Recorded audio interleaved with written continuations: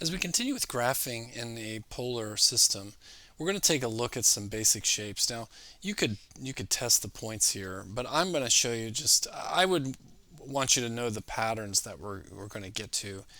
So I already suspected this and I hadn't looked ahead here, but this is what turns out to be the case. If you have cosine with a positive value in the front, you're going to just make a circle to the right here. So if you're going to make a circle on the positive side of the x-axis, if you have only a cosine function and you have a negative a, you're going to move that same shape to the left. Now for sine, if you have a positive value, you're going to be up on the y-axis, make a circle. And if your a is negative, and just a sine function, you're going to be on the downside. Now we're going to see three kind of unique shapes here. After this, they're going to get quite unusual, but this is always going to be the pattern. Positive cosine is going to go to the right, negative cosine to the left, positive sine is going to go up, negative sine is going to go down. So if we saw this here, the lessons we learned from our last video, the first thing I'd want to do, let's just take a look at the max. So isn't cosine of 0 the largest? I keep doing that. Cosine of 0 is going to be 1. That would be the largest value that would be possible. So at the point when theta is 0, we would get a 1 for cosine, and that would turn this into 4 theta, so 0. So that is going to be the largest possible value that can occur. Well, we already know this is a circle. This is all I would want you to do. We would see that this is a circle. It's heading to the right because we have the positive a, so we're going to have a circle that does this. Now you could plot some additional point. Now that's not very symmetrical, but you could plot some additional points here, but that's all we're going to need. That's all I would want you to know. So what happens here at the, do I even need any other points? Hold on, let me see what we got here. Yeah, they've just plotted some others here. But so when I have pi over 2, that would be my smallest point. So do you see if cosine was pi over 2, that's going to get me negative 1.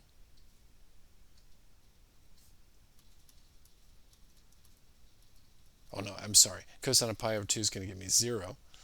So if I put 0 in here, 4 times 0 is 0, so I'm also going to be at the origin, which is what I suspected. Now that would be it. That would be all I would need you to do, is see that you can tell this is going to go up to 4. Again, my picture is absolutely horrible. You can see that this is going to go up to 4 and come here. And I wouldn't need any other points. That's all I would ask.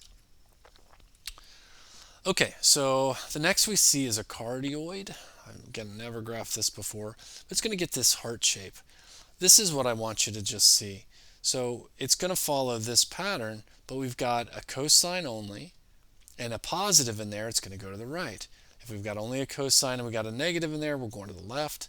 And then just like before, a sine and a positive is going to go up, a sine and a negative is going to go down.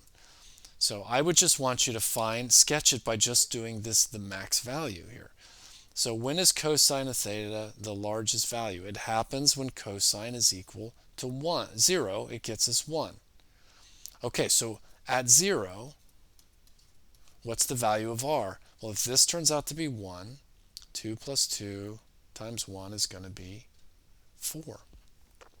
So our cardioid, we know this goes to the left. Its largest value is going to be right here. Now, we could also have, where is our smallest value? Well, that's going to be cosine of pi over 2. If you put pi over 2 in there, you get 0. So it's going to be 2 plus 0. So at this point, we get 2 plus 0. We get up. Well, this isn't going to be our smallest. I see what's going to happen here. We're going to be at 2 here. And we could have done negative pi over 2, which would also get us 0. And we'd again be at 2. So I've got these shapes here. Now, how do we get the 0 value here? Yeah. So if we put in a pi value here, we get negative 1. Yeah, that's how we would get it. So if cosine is pi, this is going to be negative 1.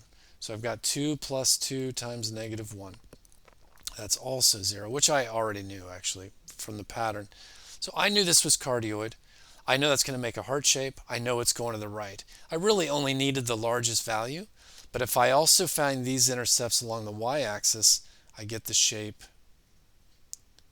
like this, which I already knew. Okay, so that's the same idea. We could follow this pattern. This is a limacon. Don't know if I'm saying that right. It looks French to me. Now the only difference here is that it does make us.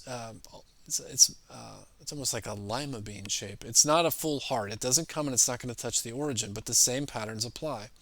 So we're going to have a plus b cosine of theta, a minus b cosine of theta, and so this is going to go left, this is going to go up, and this is going to go down. Okay, so let's take a look at one. I can see that this is going to take me to the left, or I'm sorry, this is going to take me down. Am I right about that? Yeah, this is going to take me down. So let's take some points here. Our maximum point is going to be, I'm just going to call it sine of negative pi over 2. When sine is negative pi over 2, that's going to get me negative 1. Now, why is that the largest value I'll get? Because 4 minus 3 times negative 1 is going to get 7. So I have a really valuable point here. I have 7 negative pi over 2. So I know that I'm down here. All the 7 circles out here. I know I'm down here. Okay, now let's find the value if we went up. If sine were pi over 2,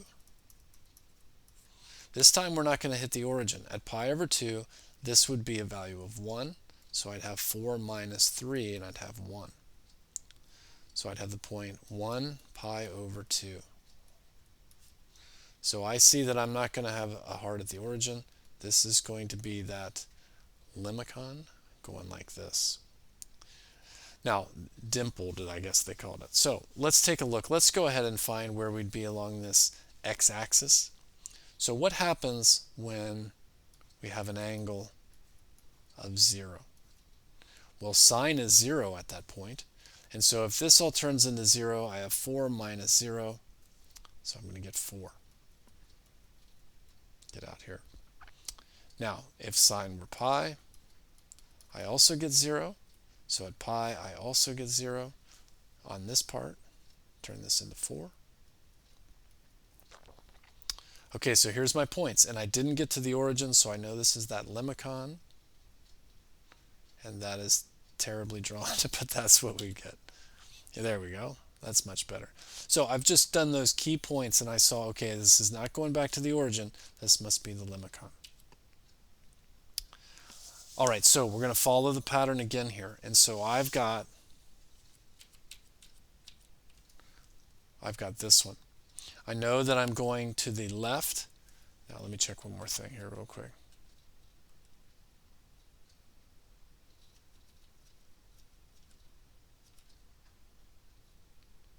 Okay, so the only difference between it, I was checking this. The formulas are all the same, but the only question is, do we hit the origin or not, the pole? If we have a pole, if we do hit the pole, we have a cardioid. If we don't, we have the limacon. So let's take one look at one last one here. So let's find the maximum value. Really what I've been doing, I guess, is I'm finding all the intercepts. So, but let's find out the maximum value. The maximum value is going to be when cosine is pi. That's going to be negative 1. So if cosine is negative 1, this is going to be 3 plus 2 or 5. So I've got 5 pi. And what I knew from this pattern is I know it's going to be to the left. It's going to be the shape over here. Now, limacon, or what's the other one called? Limacon or cardioid, depends on whether or not we hit the origin. So let's do the other 3 key points. Let's go ahead and put in, let's do cosine of 0, and this will tell us what we need to know. At cosine of 0, it turns into 1. So this would now be 3 minus 2, it'll be 1. So we get the point 1, 0. So this is a limacon. It is not going to hit It is not going to hit at the origin. Now let's just go ahead and do our other two key points here. We're going to do cosine at pi over 2 would all be 0. So this whole thing would be 0. We'd be up at 3 here. And if we did cosine at 3 pi over 2, this would make this whole thing 0 again. And we'd be down at 3 once more. Okay, so here's our shape. This is a limacon because we don't, it's that dimpled limacon because we don't go back to the origin. It doesn't make the full heart shape that a cardioid makes. So even as I'm talking through this, again, I haven't done a bunch of these, but here's what I'm basically finding. I would just want you to recognize the pattern that tells you, let's go look at that again. This tells you you're moving to the right. If they're cosine and it's both positive, it's to the right. If it's cosine, you got one negative, you're going left. Sine and both positive, you're going up. Sine and one negative, you got the negative in there, you're going down. So we keep following that same pattern. So the only question here is whether or not you are a limacon or whether you're the cardioid. And the difference is, what I really find myself doing is I'm doing the 4-axis value points. And that's what all that I would expect from you. Plot this point, this point, this point, and this point. And you'll know whether you have the limacon shape or whether you have the cardioid. Okay, I hope that made some sense.